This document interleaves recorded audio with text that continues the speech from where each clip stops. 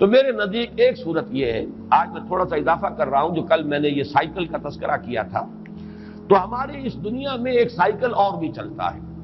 جن حضرات کو جغرافیہ جو پڑھا ہوگا کہیں 9ویں 10ویں میں، وہ کچھ یاد ہو تو وہ ذرا ذہن میں تازہ کریں۔ ہماری زمین جھکی ہوئی ہے 66 درجے کے زاویے پر، جس کا نتیجہ یہ نکلتا ہے کہ جب یہ سورج کے گرد خود چکر لگاتی ہوئی سورج کے گرد چکر لگا رہی ہے، یہ زمین، یہ فضا کی رقاصہ،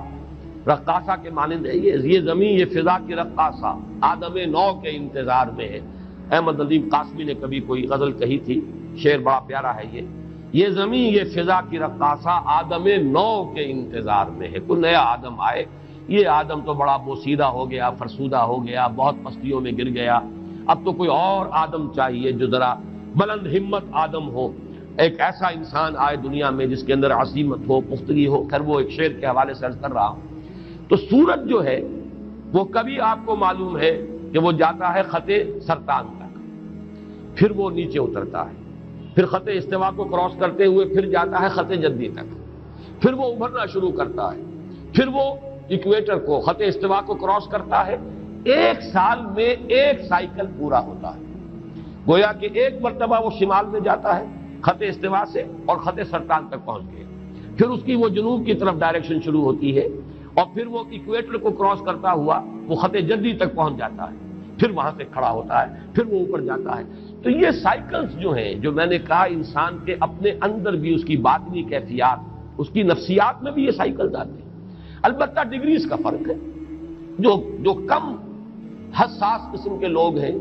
جو زیادہ جو صرف حیوانیت کی سطح پر زندگی بسر کر رہے ہیں، حیوانوں میں یہ نہیں ہوتا، لیکن یہ کہ انسانوں میں جو حیوانیت کے قریب ہوں گے بے حس قسم کے لوگ، ان میں یہ جو اپ اینڈ ڈاؤن ہے یہ بہت کم ہوگا، نہ ہونے کے برابر۔ جو زیادہ حساس ہے ان میں اس کا ایمپلیٹیوڈ جو ہے بڑھ جائے گا، اونچائی بھی اور نیچائی بھی، لیکن ایک حد تک رہے تو انسان نارمل ہے۔ اس کے لیے در حقیقت یہ تشبیہ ذہن میں آئی تھی کہ سورج اگر خط سرطان سے اوپر چلا جائے اور اگر وہاں سے بھی ورٹیکل جو شعاعیں ہیں وہ پڑنے لگے قطب شمالی کی طرف، تو سمجھ لیجئے کہ دنیا ختم ہو جائے گی۔ اتنا برف پگھلے گا کہ پورا گلوب جو ہے فلڈ ہو جائے گا، پانی سے فلڈڈ ہوگا پورا۔ اسی طریقے سے اگر نیچے اتر جائے خط جدی سے ہو تو وہی تباہی پھر آ جائے گی، اس لیے کہ وہ جو منجمد جو جنوبی ہے، بحر منجمد جنوبی، وہ اگر کہیں پگھل جائے تو پھر وہی صورت ہوگی کہ جو تو معلوم یہ ہوا کہ ایک حد تک یہ سورج کی جو سائیکل ہے، اگر یہ سرطان سے جدی تک رہے تب تو ہے عافیت اور خیریت، زمین پر جو یہ حیات دنیاوی ہے، حیات زمینی، اس کا سلسلہ قائم رہ سکتا ہے۔ یہ کہیں بڑھ جائے تو پھر ختم ہو جائے گا سارا۔ یہی معاملہ ہے کہ یہ اپ اینڈ ڈاؤن موومنٹ جو ہے انسان کی باطنی کیفیات کی، ایک حد تک رہے تو یہ انسان نارمل ہے، ایک حد سے بڑھ جائے تو اسی کو ہم کہتے ہیں کہ اب یہ توازن ذہنی قائم نہیں رہا۔ اسی کو جیسا میں نے کل عرض کیا تھا مینیک اور ڈپریسو سائیکوسس کہا جاتا ہے۔ کبھی ایکسائٹیشن ہے، پھر اس میں ایک طرح سے فوکس ہو جاتا ہے کسی بات کا، آدمی کو دھن سوار ہو جاتی ہے، بس اسی میں وہ لگ جاتا ہے، اور پوری قوتیں، حرکت، محنت، بھاگ دوڑ، معلوم ہوتا ہے جیسے کہ اس کے جسم میں کبھی کوئی عارضہ تھا ہی نہیں۔